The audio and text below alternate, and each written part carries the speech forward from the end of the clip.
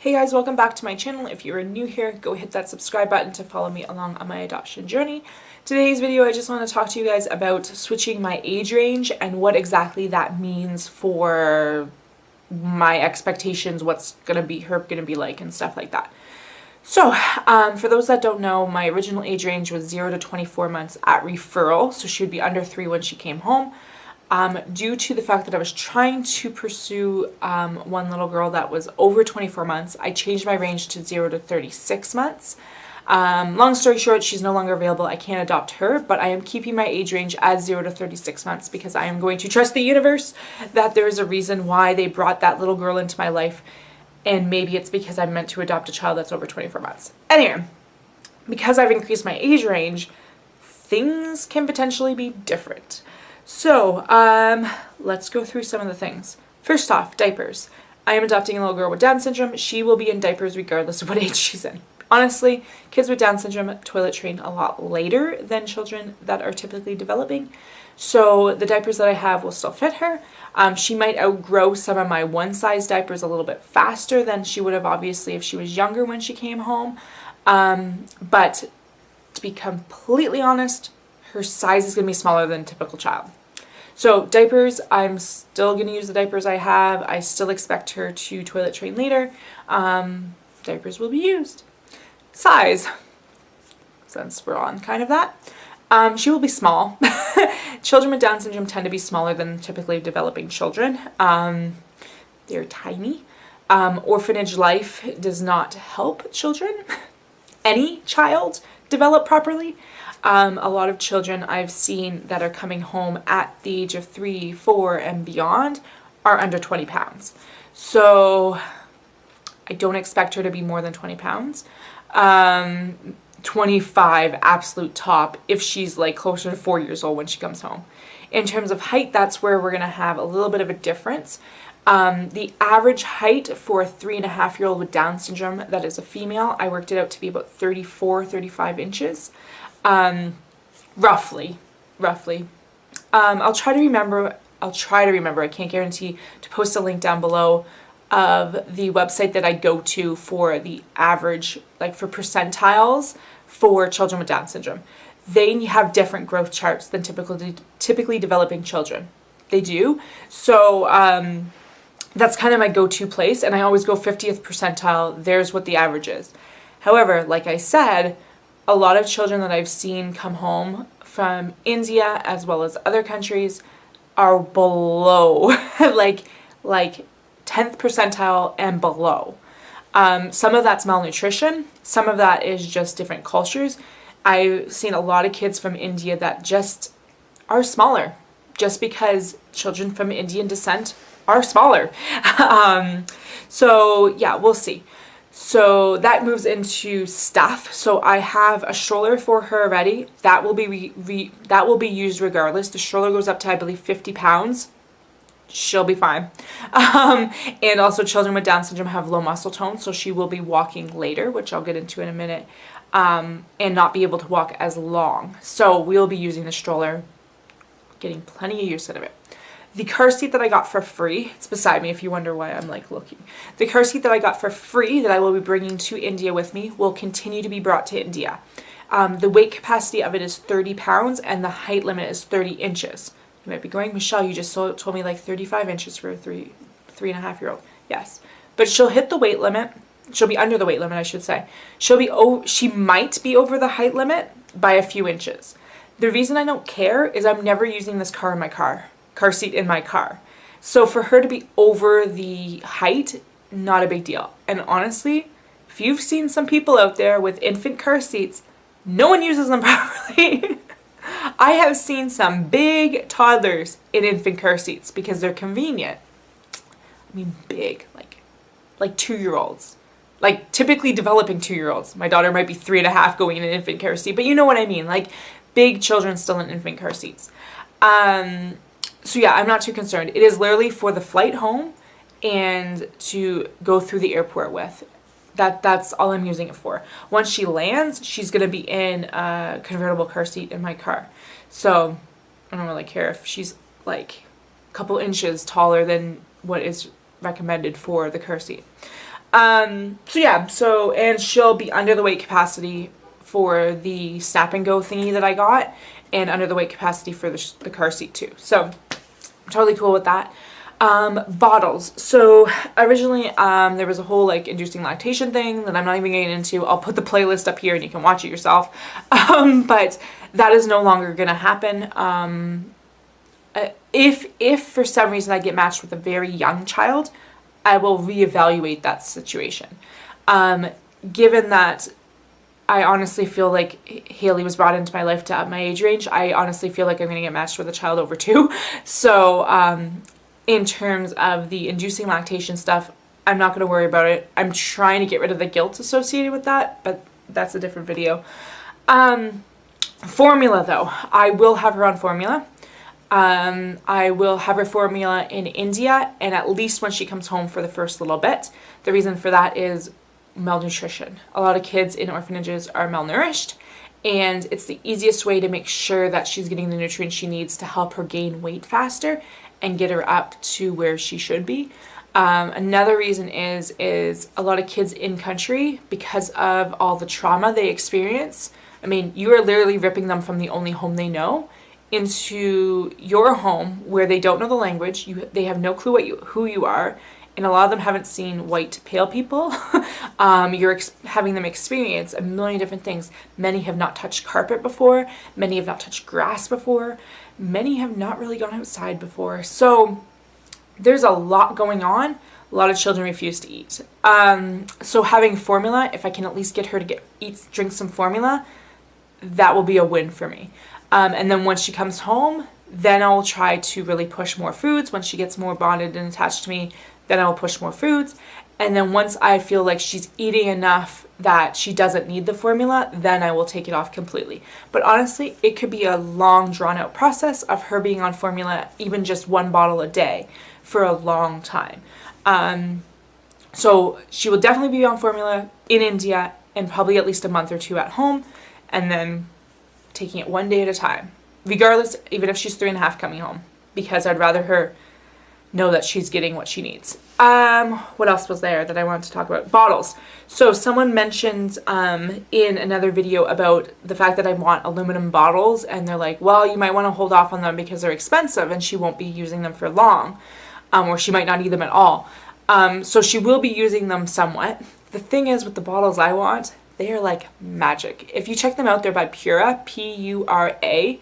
They are amazing. They are the best bottles that I've seen. All purely no plastic. None of the stuff is plastic. None of it. Like a lot of them, it's like, oh, here's an aluminum or here's a glass bottle, but we use a plastic nipple ring, or we use this plastic or that plastic. Pure is 0 plastic, and they grow with your child. So I think I have on my list right now 2 of the 4 ounce and 2 of the 8 ounce bottles, something like that. 2 of the smaller ones, 2 of the bigger ones is what I want. And then I'll see if she's younger and going to use more bottles, I'll add more to my list. If this is my like 2 to 3 year old thinking right now. Anyway, the smaller bottles, you can get sippy cup attachments for both, I believe. However, sippy cups are not good for any child, but especially for kids with Down syndrome. You want straws. So I know they have straw attachments for the larger bottles, so I will have some of those as well, and she can use those even when she's out of the bottle nipple stage. She can use those. The smaller ones and the bigger ones, I think too, have snack lids, snack attachments, so that you can use them as snack containers. And then once she even outgrows the straw attachment, you can get a sports bottle lid, which ends up just to be like a normal adult water bottle. So regardless of where she is in her bottle life, these bottles will match for her. And even if like when she's 10 years old, we can use the 2 smaller ones for snack containers. I can use a big one for me. She can use a big one for her. They are lifelong bottles, which I love, because when you're spending 20-something bucks a bottle, you want them to last. And I see so many things on Facebook, even with cheap bottles. Oh, I bought Tommy Tippy bottles. My kid hates them. Or I bought these expensive bottles and we no longer use them. You're out that money. Whereas these, you're there for life. The other thing I really like about them is you can change the nipples. So say I get these. Kids in orphanages do not tend to be picky about nipples. to be honest, because they get what they get. I will need to get fast flow nipples though, because like I said, they often cut the nipple off of it, and that's to make them eat faster.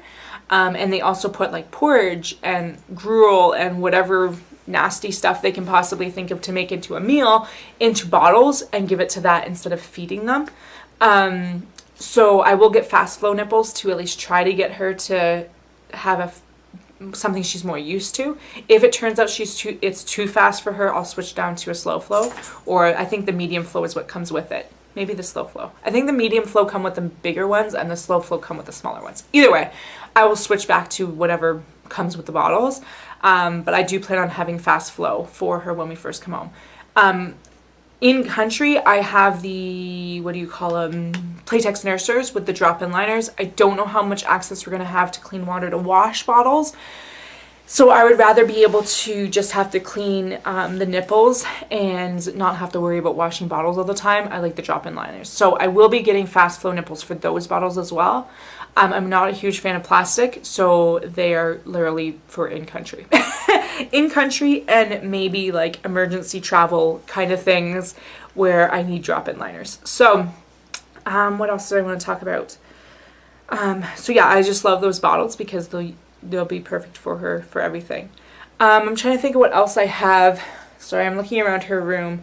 Diaper bags. Honestly, the diaper bags I have, I've been using, like my Jujubee Be Right Back, I've been using for years. So that will still get used. My carriers, I have a ring sling, which I will use in country for her. Like I said, she'll be tiny in terms of weight, so that will be no issue. I also have a Mai Tai, whatever you want to call it. And that she might outgrow a little bit faster, because I found that, at least for front carries, once they get a certain height, they're too high in the front for me. And then sometimes they're a little too high because the back only goes up so high.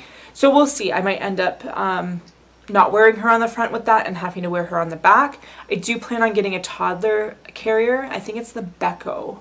Becco, I think is the brand, toddler one. I compared a whole bunch of toddler carriers because originally I wanted a toddler Tula, and basically the weight and height of the child and the way things fit, I think it was the Becco that I ended up deciding on. So I probably will end up getting a toddler carrier regardless of what age she comes home, because I will eventually want that. But for now, what I have is fine. I also have a woven wrap, which will fit any age. So those are perfect. Kids with Down syndrome have hip issues, so it's really important to have non-crotch dangling carriers. What else do I have? Clothes. So I have clothes for her. Most of the clothes I have are 3T, 4T, so they will fit her regardless. I was going to say the smallest I have is 24 months, but to be honest, the smallest I have is newborn, because I bought a onesie back in 2013 that has her name on it. So I'm keeping that, but obviously that's not going to fit her. I think the smallest I have is 24 months. I might have a onesie that I made in 18 months. But I was making them, I used to have an Etsy store, so I probably, that's what it's probably from, if that's the one that I'm thinking of. I can't really see from here. So the 24 months will probably fit her. From what I've seen from a lot of parents, they have older kids, like 4 or 5, 6-year-olds, that are 3T, 4T, or 3T, 2T. They are small. The other thing is I do have like little vegan booties that are, I think, 18 to 24 months. Kids with Down syndrome have tiny feet. And again, these kids coming home are very petite, so I can't see that not fitting her. Anything that doesn't fit her, I'll just sell as soon as she gets home and realize it doesn't fit her. I'm trying to think of what else would I have. So diapers, I don't have, honestly, a whole lot. And then, I have a Wubba Nub, which is a pacifier. I don't know if she'll want a pacifier. I think I'm going to bring it to India with us and then see. If she's not a pacifier kind of gal, then whatever. I'll get rid of it, sell it, give it to someone on the street in India, and they can do whatever they want with it. I did have some pacifiers on my list, but if she's not, I removed them for now, and if she's not into them, then she's not into them. in terms of the bottles too, I dropped how many I wanted. I think I originally wanted 4 of the big ones and 2 of the small ones, and now I put 2 and 2, because if she's a bit older, she's not going to need as many bottles. But depending on what I'm referred to, what child I'm referred, I'll change it accordingly. But everything else on my list, my convertible car seat, she will be in until she's like 8. The pack and play that I want, we will still get, because it's one that sits on the floor, so there's no weight limit. Most play yards have a weight limit of like 30 pounds, and I want to use it for longer than that. So the one I want is the Phil and Ted's Traveler, which is one that goes on, it's a travel play yard, so it's very small and compact to travel with, but it also, the mattress is on the floor, so there's no weight limit on it. It's more like how long. So, and I've seen like 4 or 5-year-olds, typically developing children, that fit in them still. I've seen pictures of adults in them. So I don't know how comfortable that is for an adult, but for her, I still want that. I'm trying to go over my list. I will eventually want a travel stroller. I just don't know what exactly I want, and it's gonna honestly depend on when she's home, what I feel like our travel needs are, and what I'm looking for in a stroller. There's a couple that I've kind of shortlisted, but I don't know. That's something I can wait for. I would love to do a trip during my maternity leave, but it probably ain't gonna happen because I'm gonna be broker than broke. So probably the following summer, because I'm hoping she'll come home May or June, and then I will go back to work in September. That's kind of my goal right now. Originally I was thinking May or June and then go back to work in January, so I'd have longer off. But realistically, financially, don't think that's gonna work. So May, June, July, August, I would have 4 months off with her. If I can get it so that I am picking her up in April, I would have 5 months with her, and then I would go back to work. If she is over 3 years old, she can come to work with me. Part-time, I teach kindergarten, and there is a pre-kindergarten classroom in my school that for children with special needs can start at 3. So as long as she's over 3, she can start in September, or if she's turning 3 by December 31st of 2019, she'll be able to go in September. So that's what I'm planning on doing with her. I don't know how it's going to work with cloth diapers, to be honest. The previous teacher that was teaching it told me no way. However, she's no longer teaching it, although she was wonderful, and I really am going to miss that she's not going to be my daughter's teacher. The next one might be open to it, especially if I'm doing like the pocket diapers. Like it's no different than changing a normal diaper. If I can get a medical note from the doctor, which I'm sure I probably could, then they would have to. She would be in that part-time, and then daycare part-time. So I think it's 4 days a week she would go to the preschool, and half-day preschool, and then she would go full days. I think it's Mondays she would go full days at daycare, and then I want to say it's mornings she would go to daycare. Yeah, so I would only be paying for part-time childcare, which would save me a significant amount of money. Plus, I wouldn't mind having her in my school.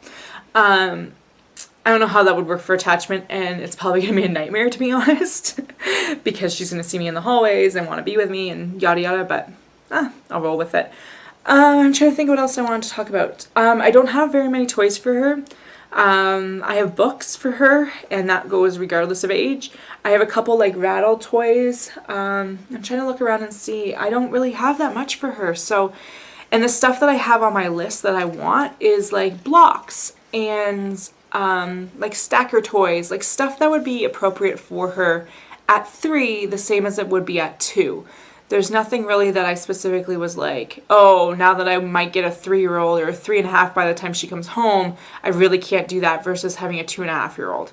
Like I said, the only thing was dropping down the number of bottles and taking off the pacifiers. Which honestly, at 2.5, she might not even want pacifiers. I know a lot of newborns that don't even want pacifiers. Oh, my phone's ringing. So that was my social worker to go over my home study. So I have no clue what I was talking about because that was like an hour and a half ago that I was filming this. So yeah. Anyway, I'm going to wrap it up because I have no clue what I was talking about. But basically, the stuff that I have for her, the stuff that I was planning for her, not a whole lot's going to change. The biggest difference, I don't know if I mentioned it, I'll mention it now, is that she can go to school part-time with me. If she's over 3, we're going to turn 3 before December 31st. I think I did mention it. She will not be on formula as long, and she will most likely not need pacifiers, which she might have not needed to begin with. Everything else is fine. The only other thing is, depending on if she's younger, I was going to buy an infant seat, like a brand new one to actually use because they are convenient. But I would say if she's over 1, I won't bother. 1 coming home. So highly unlikely I will, because there's no point on spending $300-400 on a convertible, an infant seat, to then still need a convertible seat. I'd rather just go straight to the convertible. So yeah, so that's it. I'm gonna wrap it up because I don't remember what I was talking about. Thanks for watching. Don't forget to subscribe to follow me along this journey. Questions, comments, go down below. Thanks for watching, and I shall see you guys later. Bye, guys.